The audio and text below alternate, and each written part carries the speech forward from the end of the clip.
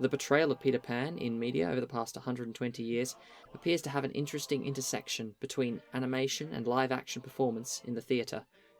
It is in this video I wish to elaborate on how the Peter Pan animators can be seen as actors in their own right.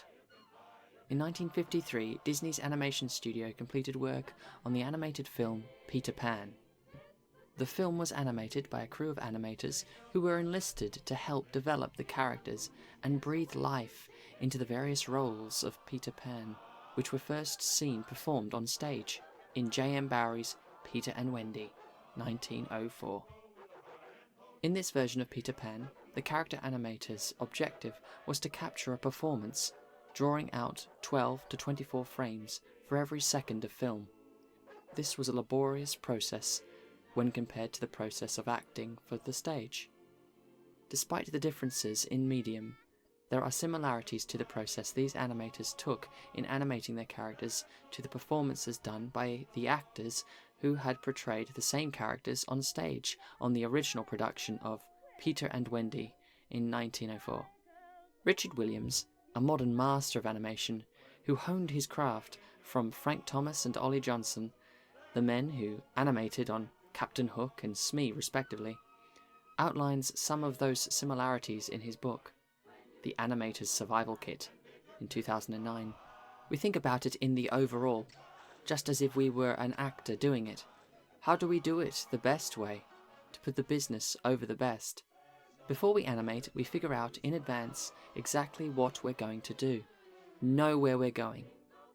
Following on from this statement, it appears that the process that animators go through in thinking up the best performance before animation is parallel to the processes implemented by actors when imagining their performance. The actor uses the set, costumes, and physical performance to aid them in the portrayal of their character, whereas the animators on Peter Pan in 1953 rely on character design, pencil marks, and elaborately painted background elements when developing their performances. The principal character animators on the film were also known as the 9 Old Men.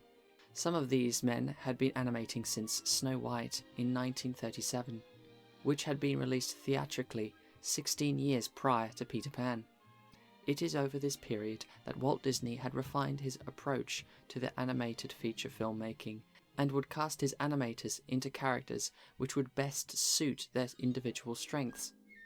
Animators known for a more exaggerated and over-the-top approach would be given the eccentric characters, and, likewise, animators who were great draftsmen and knew how to keep a character looking consistently the same from shot to shot would be given the lead or uneccentric characters who would need to retain a visual consistency throughout the film.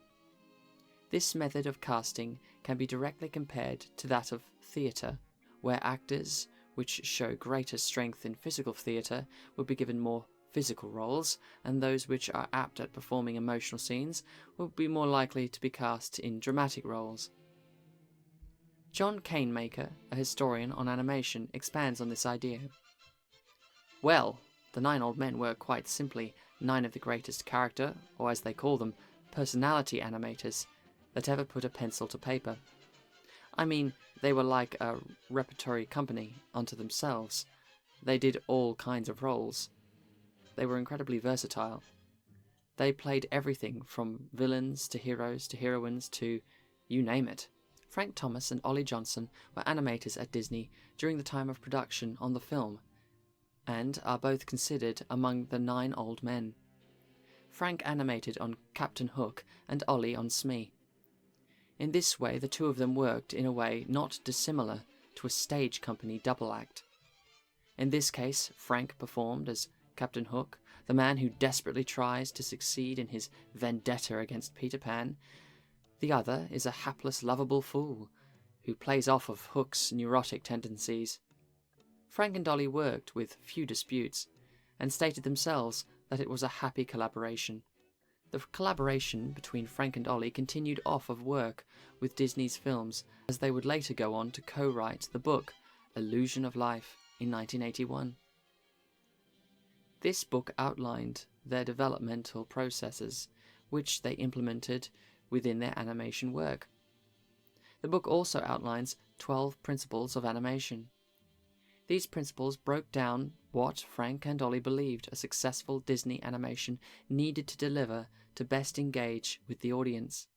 These animation principles include squash and stretch, anticipation, straight ahead action, and pose to pose, slow in and slow out, timing, staging, arc, exaggeration, solid drawing, appeal, and secondary action. The 9 old men used the ideas behind these principles when critiquing each other's work while on production. On the subject, animation journalists Harvey and Victoria Deneroff note, further development of the ideology of animation occurred during the early sound period, when industrial production of animation was first practiced on a large scale. It was during this era that animated films received the first major critical attention, and when Disney artists started to develop the 12 principles of animation. Even a superficial examination of these principles reveals that they are mainly concerned with performance or action, rather than filmmaking in a broader sense of the word. It is interesting to note that they suggest that these principles are not some way or means to attain a technical achievement, but are put forward in order to attain a performance or action. In this way, perhaps the book, Illusion of Life, can be compared to Stanislavski's An Actor Prepares. Both books try to break down and discuss what makes a successful performance and how an artist can deliver one to best effect. Except, in this case, Frank and Ollie are examining how to deliver one through animation, and for Stanislavski, through the physical performance of his own body and face. Perhaps Stanislavski would approve of the animation performance methods used in Disney's Peter Pan. The man would go on to work over many years in developing his guide to method acting, a way in which he saw that a performer may methodize a way in which to perform a given character in as real and genuine a way as possible, for stage and screen. In a way which is more directly comparable to method acting, animator Ollie Johnson had a strong understanding of the inner mind of his character role, Smee, which he utilized in order to develop the genuine and engaging performance, which can be seen on screen. Ollie has stated that his own physicality was helpful in him being cast for the role of Smee. As he states, "The storyman already had me figured for Smee, because I was bald-headed, even at the time. I think Joe Rinaldi was the first one who started drawing me for Smee, and, of course, that made it easy for me because it is easy to draw yourself." In this way, Ollie could be said to have been cast for the role of Smee.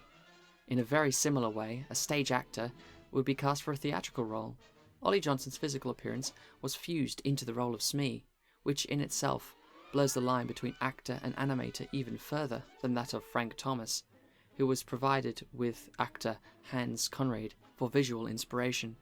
As well as visual reference, Hans also served as the voice for Hook, as well as Wendy's father, a part which is traditionally played by the same actor as Hook in the stage play. It is worthy of note that Frank Thomas did not animate the character of Hook alone, and had help from his fellow actor Woolie Reitherman. Woolie was frequently cast to animate moments which required physical action. His work can be seen in the animation for the whale in Disney's Pinocchio, 1940, and the action in the Headless Horseman chase sequence in The Adventures of Ichabod and Mr. Toad in 1949. Away from the action-based animation of Woolie, animator Milt Kahl was taken on to animate the principal characters, Peter Pan and Wendy. Milt, although known for animating characters requiring a more realistic physical performance, disliked these roles, as he found them not as engaging as eccentric characters like Captain Hook, a role he himself wanted, but lost out to Frank Thomas.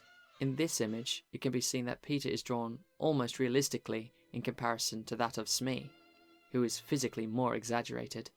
Although Milt primarily animated Peter without reference, the choreographer and dancer, Roland Dupree, was taken on to perform sections of the live-action physicality for Peter in order to aid Milt in his work.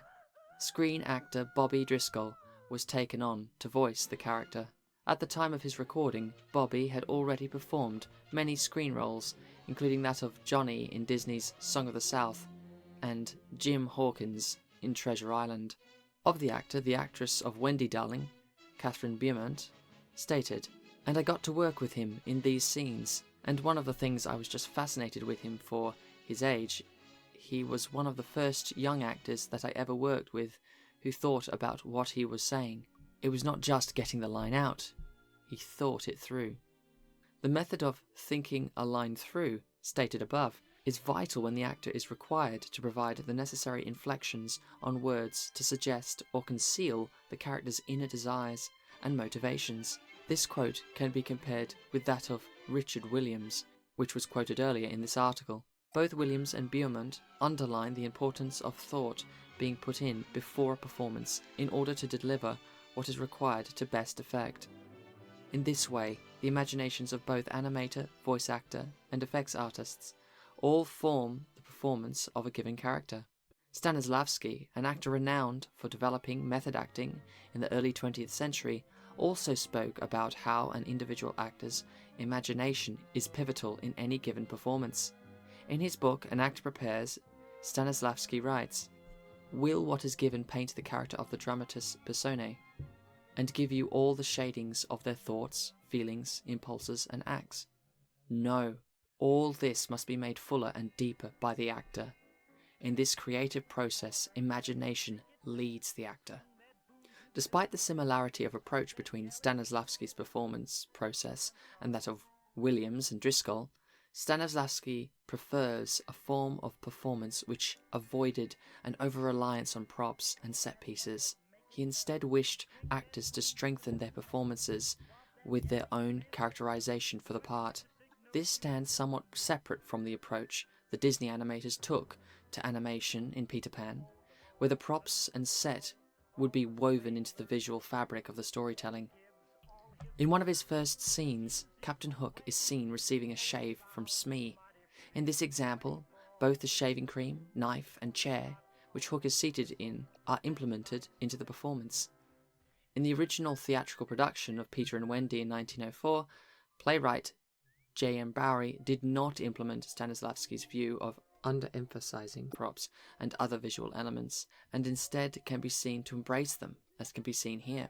Many of the theatrical elements in the original play were comfortably adapted to suit an animated environment. Captain Hook was a classic stage villain, with eccentric clothing and character. This can be seen as similar to the pantomime villains of the early 20th century up until today. The ringing of a small bell for Tinker Bell and clock ticking for the crocodile in the stage play were necessary for breathing life into characters which were performed by puppets or lighting effects. In the animated version of Peter Pan, the audio effects of Tinker Bell's ringing and the crocodile's ticking simply add to the overall performance, which is already greatly fleshed out through the animation. Given that the Disney story artists, animators, and J.M. Barrie had an affinity in incorporating props and sets into the performance of their characters, it does not come as a surprise that Walt Disney himself admits the influence the original play had on developing the character performances and visual landscape of the film. As he states, Barrie's own play notations and stage directions scribbled during rehearsals were extremely helpful to us.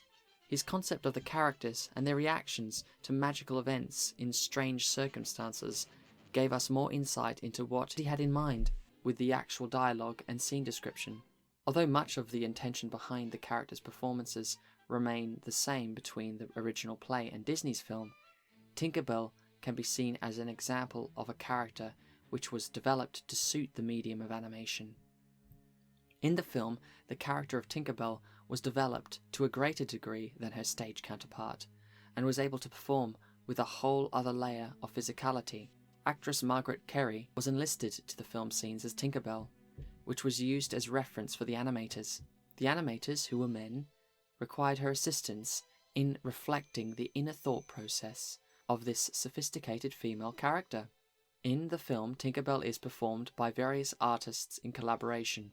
In this case, actress Margaret Kerry and animator Mark Davis.